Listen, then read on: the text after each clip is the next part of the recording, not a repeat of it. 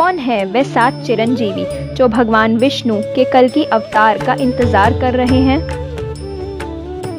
कहा जाता है कि कल्कि अवतार के जन्म लेते ही ये 7 चिरंजीवी भी सबके सामने आ जाएंगे। तो आइए जानते हैं इनके बारे में। सनातन धर्म ग्रंथों में 7 चिरंजीवियों का वर्णन आता है, पर सवाल ये है कि अगर ये चिरंजीवी हैं तो कलयुग में कहाँ हैं? तो चलिए जानते हैं कौन है ये 7 चिरंजीवी, ये कलयुग में कहाँ निवास करते हैं और आखिर ये सब भगवान कल्कि का इंतजार क्यों कर रहे हैं। इनमें सबसे पहले है परशुराम जी।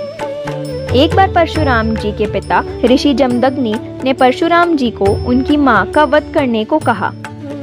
तब परशुराम जी ने फरसा लेकर उसी क्षण अपनी माता का मस्तक काट डाला, जिससे महर्षि जमदग्नि का क्रोध शांत हो गया और उन्होंने प्रसन्न होकर परशुराम जी से कुछ मांगने को कहा। तब परशुराम जी ने कहा कि युद्ध में मेरा सामना करने वाला कोई ना हो और मैं बड़ी आयु प्राप्त करूं। इस पर जमदग्नि ऋषि ने उन्हें चिरंजीवी होने का वरदान दे दिया। महाभारत काल के दौरान परशुराम जी का निवास महेंद्र पर्वत में था और माना जाता है कि कलयुग में भी वे महेंद्र पर्वत पर ही रहते हैं। साथ ही ऐसी मान्यता है कि कलयुग में वे भगवान कल्कि के उद्देशक के रूप में बहुत ही बड़ी भूमिका निभाएंगे। दूसरे चिरंजीवी है राजा बलि। असुरों के राजा बलि अपार शक्तियों के स्वामी हैं। एक बार राजा बलि असीम शक्तियों की प्राप्ति के लिए बहुत बड़ा यज्ञ कर रहे थे। इस यज्ञ से सभी देवता बहुत चिंतित हो उठे। तब भगवान विष्णु वामन अवतार में वहां पहुंचे और उन्होंने राजा बलि से दान में 3 पग भूमि मांगी। राजा बलि ने उन्हें ये दान देना सहर्ष स्वीकार किया। तब ब्राह्मण रूप में वामन अवतार ने अपना विराट रूप दिखाया। उन्होंने एक पग में पूरा भूमंडल नाप लिया और दूसरे में पूरा स्वर्ग। फिर उन्होंने राजा बलि से पूछा कि अब तीसरा पग मैं कहाँ रखूं? तब राजा बलि ने मुस्कुराकर अपना सिर आगे कर दिया और वामन अवतार ने अपना तीसरा पग राजा बलि के सिर पर रख दिया। इसके साथ ही उन्होंने राजा बलि की भक्ति से प्रसन्न होकर उन्हें पाताल के सुतल लोक में अनंत काल तक राज करने का वरदान दिया। कहा जाता है कि इस समय भी सुतल लोक में राजा बलि का आधिपत्य है और कल्कि अवतार के आने पर वह उनका साथ देने पृथ्वी पर आएंगे। तीसरे चिरंजीवी है हनुमान जी। हनुमान जी कालजयी चिरंजीवी हैं। भगवान श्री राम ने हनुमान जी को चिरंजीवी होने का वरदान दिया था। महाभारत के वन पर्व में इस बात का वर्णन मिलता है। इसके अनुसार जब भीमसेन द्रौपदी के लिए सुगंधित कमल लेने गंधमादन पर्वत पर गए थे, तब उनकी भेंट वहां हनुमान जी से हुई थी।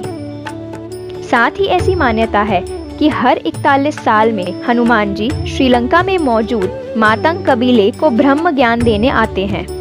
कहा जाता है कि वह अपने प्रभु श्री राम को भगवान कल्कि के रूप में वापस प्राप्त करने एवं उनकी सहायता करने के लिए आज भी धरती पर मौजूद हैं। चौथे चिरंजीवी है रावण के छोटे भाई विभीषण।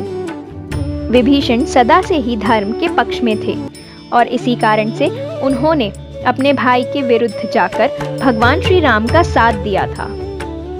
उन्हें नैतिकता और धार्मिकता बनाए रखने के लिए एवं लोगों को धर्म का मार्ग दिखाने के लिए भगवान श्री राम ने चिरंजीवी होने का वरदान दिया था।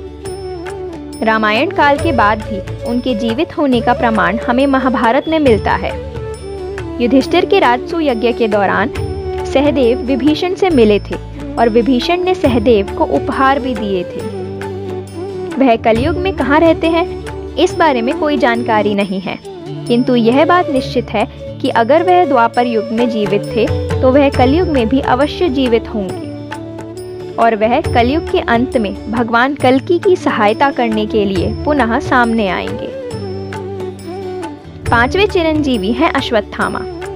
महाभारत में गुरु द्रोण के पुत्र अश्वत्थामा को श्री कृष्ण द्वारा अनंत काल तक भटकते रहने का श्राप मिला था। कई लोग कहते हैं कि वह मध्य प्रदेश के अस्सीगढ़ जिले में आज भी मौजूद हैं और वह भगवान कल्कि की प्रतीक्षा कर रहे हैं। छठे चिरंजीवी हैं कृपाचार्य। महाभारत में कृपाचार्य को भी अश्वत्थामा की तरह अमर बताया गया है। कृपाचार्य कौरवों और पांडवों के कुलगुरु थे और इनकी बहन का नाम कृपि था, जिनका विवाह गुरु द्रोण से हुआ था। महाभारत युद्ध में कृपाचार्य ने कौरवों का साथ देते हुए पांडवों के विरुद्ध युद्ध किया था, लेकिन कहा जाता है कि भगवान श्री कृष्ण ने इन्हें अमरता का वरदान दिया था, जिसके कारण यह कलयुग के अंत तक रहेंगे और एक सेनापति होने के नाते भगवान कल्कि का साथ देंगे। सातवें और आखिरी चिरंजीवी है महर्षि वेदव्यास। इनका नाम कृष्ण द्वैपायन था। वेदव्यास जी ऋषि प्राशर और सत्यवती के पुत्र थे। बाद में सत्यवती ने शांतनु से विवाह कर लिया था, जिनसे उन्हें 2 पुत्र प्राप्त हुए, चित्रांगद और विचित्रवीर्य। वेदव्यास जी ने सामवेद और यजुर्वेद लिखा है। उन्होंने ही 18 पुराणों की रचना भी की है। वेदव्यास जी ने अपने तपोबल से अमरता प्राप्त की है। कहा जाता है कि वह आज भी गंगा तट पर वास करते हैं।